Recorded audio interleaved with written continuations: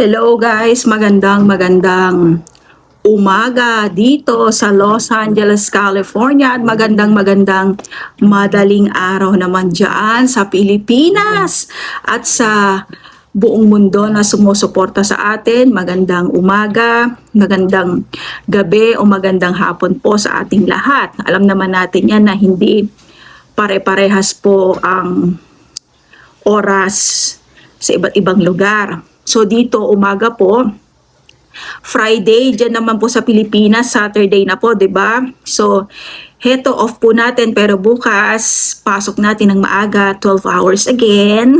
Ganun lang po, tiyaga-tiyaga lang talaga. At dito naman talaga sa Amerika is kinakailangan work.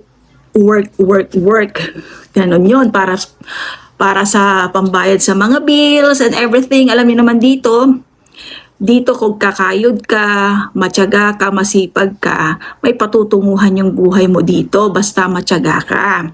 Ganun lamang. Unlike dyan sa Pilipinas. Gano man kayod mo dyan, sumusweldo ka, hindi naman sa pagmamalit sa ating bansa dahil Pilipino naman po tayo, di ba?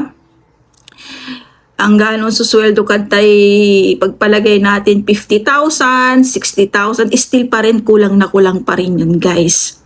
Especially kung ilan yung anak mo tapos nag-aaral sa college. Ang gapuitan guys, paano yun, ang ngus ka, no, untan laba sa sahod mo, ang gapoy pamaliwan to. Talagang tipid, di ba?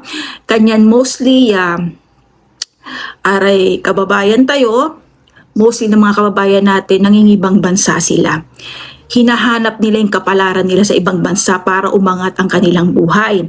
Kasi nga syempre kadalasan sa ating bansa, medyo nasa middle class, dumaan sila sa hirap, kaya gusto lang laman din nila na, pag nakapagtapos sila, yung mabago yung buhay nila. Mabigyan nila ng magandang kinabukasan din yung pamilya nila, especially dun sa mga dumaranas ng o pinagdaanan nila ng hirap. Kaya nga, mostly Pilipino dito sa ibang bansa guys, mga masisipag yan kasi nga lalo pag ginanas nila yung hirap dyan sa Pilipinas, pagdating nila sa ibang bansa talagang ang titipid ng mga yan, mga Pilipino. Kaya kadalasan tingnan nyo naman yung mga umuwi dyan na mga Pilipino. Syempre masisipag sila at tinitipid nila yung pera nila. Pag uwi nila dyan, tignan nyo naman naglalakihan yung mga bahay nila, di ba? Na pinapatayo nila dahil yun sa sipag, tiyaga. Sino ba naman ang nakakapagpatayo ng mga bahay dyan? Mostly yung mga nasa ibang bansa, di ba? Madalang yung makapagpatayo ng bahay na parang naging successful dyan. Maybe sa mga business, mga nag-business tapos naging successful doon ang nagiging maganda yung kinabukasan, pero bibihira lang yon kung hindi ka lalayo sa ating bansa. Kagaya ngayon yung mga nangyayari dyan sa Pilipinas guys, ang layo-layo pa ng eleksyon sa 2028 pa. Ito palapit na yung 2026. Malayo pang eleksyon pero ang inaatupag ng nangyayari dyan, ang inaatupag ng gobyerno o kung ano man, panay politics guys. Patama doon, patama dito. Wala na silang ginawa, hearing doon, hearing dito, lumalabas ang mga anomalya, naglalaki ang mga anomalya dyan sa atin. Imbis ng atupagin nila guys, yung kinabukasan o kahihinat na ng ating bansa. Ang daming naghihikahos, marami pong hindi kumakain, marami pong nalubog sa baha. Kung ano man yung problema ng ating bansa, dapat yun ang tugunan natin, hindi yung pamumulitika ang inaatupag natin. Impeachment doon, reklamo doon, left and right.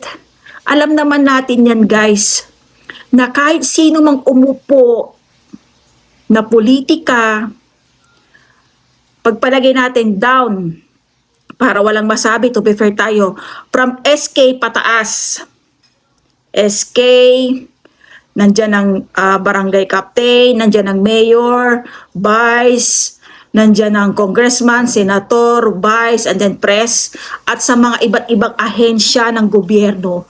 Lahat yan may bahid na corruption guys. Kaya nga hindi po umaasenso ang ating bansa. Walang sino mang politiko na hindi mayaman.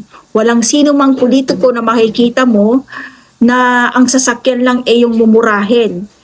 Hindi naman natin nilalahat pero mangilan-ilan lang yung politiko na medyo makajos ika nga na manipis ang pagmumukha. Hindi kadalasan ng mga politiko ngayon ang nasa isip nila yung pagbulsa sa pera. Yun po. Kagaya ng nangyayari ngayon dyan, guys. Pera-pera talaga. Di ba? Hindi lang milyon, bilyon, trilyon yung nawawala. 1.2 trillion po yung nawawala na pera ng Pilipinas. Nasaan na yun? Nandito na sa Amerika. Nandiyan na si Delaware, USA, guys. Tinakbo na di umano, nandito na. Mali-maleta. So, na naman tayo? Chika na naman tayo sa buong mundo, di ba? Pinagtatawanan na naman tayo. Kasi nga, ang inaatupag ng both pamumulitika, palayo pa naman ang election, guys, 2028. Ang gawin na lang natin, pag-igihan natin ang trabaho natin, tugunan natin kung ano man ang problema ng ating bansa, upang sa ganun naman kahit papano, umangat-angat naman ang mga buhay ng mga mamamayan dyan, guys. Hindi yung tayo ang laman ng news sa buong mundo, guys. Pagbukas mo ng YouTube, pagbukas mo ng international news, Pilipinas ang number 1 na pinag-uusapan. Alam niyo ba yun, guys? Ano na ang tingin natin? Ano na ang tingin sa atin sa buong mundo? Kahit iilan lang yung may kasalanan dyan sa Pilipinas, damay-damay yan, guys. Nadadamay din kami na mga nandito sa ibang bansa. Kasi nga yung tingin ng ibang tao sa atin, ng ibang lahi, matakaw itan, magnanakaw yan, mga Pilipinas, ganyan yan, kurap yan. Ganon ang tingin sa atin, guys, ng mga ibang lahi. Dahil sa kagagawan ng mga ilan-ilan dyan. Na hindi natin alam kung bakit, hindi na sila nahiya sa mga pinagagagawa nila. Nandiyan na tayo, mangurakot kay sana, wag naman sana yung talagang ubus-ubus talaga na parang, hindi nyo na tinirahan ang Diyos ko, talagang wala na kayong ginawang project, di ba? Dito sa Amerika, hindi na natin maiwasan, may corruption din dito sa Amerika, pero alam naman natin ang Amerika na napakayamang bansa, namibigay ng pera yan. Kung mamigay ng tulong yun sa iba't ibang bansa, grabe, nangunguna yan. Nangungurap sila pero hindi yung yung corruption na talagang talamak na Okay lang na mag-corrupt sila dito. Mayaman naman na bansa itong Pilipinas, guys, at damang-dama naman ng mga tao dito na nakatira na napapakinabangan naman nila yung mga tax nila. Kasi libre ang edukasyon, libre yung pagkain ng mga bata dito, libre yung health nila, PhilHealth nila, tinatawag dyan sa atin, PhilHealth dito naman yung pagdating sa healthcare or what, libre sila dito, guys. Libre dito yung pagpapagamot. Ganun doon, libre dito lahat, guys, especially pag wala kang trabaho, kumbaga low income ka, libre dito, guys, lahat. Pagtatanda ka, magpe-pension ka, kahit hindi ka nagtrabaho, may pension ka kaagad.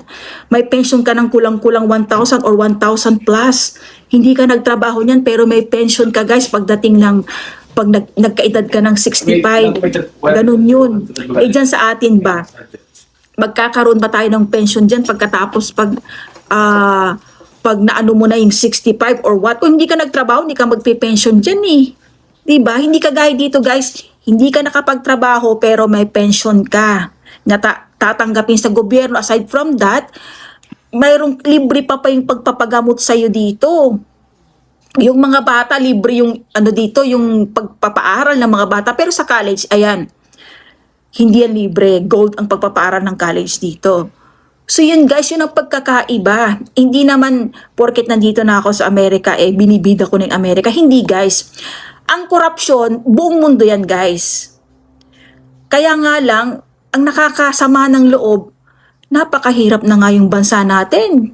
Isa sa pinakamahirap sa buong mundo, pero talamak ang korupsyon, guys. Dito sa Amerika, okay lang na mag-corrupt sila, pero mayaman naman na country at nararamdaman ng taong bayan at napapakinabangan naman nila kung ano man yung mga tax na binabayad nila sa gobyerno. Unlike dyan, nararamdaman ba nila? Hindi. Pag nagpa-file kami ng income tax dito guys, ang laki ng return namin. Especially pag may mga independent ka na bata, kahit umabot ka ng 10,000 na kumbaga tax return, dyan ba pag nag-file ka ng tax dyan, may napatatanggap kayo? Wala. Kakainin lang ng gobyerno. Dito, ang filing namin by January. January mag-start na yan. Pag nag-file ka, ma-independent ka ng mga bata, may suporta yan sa gobyerno eh. So, depende yan sa income mo.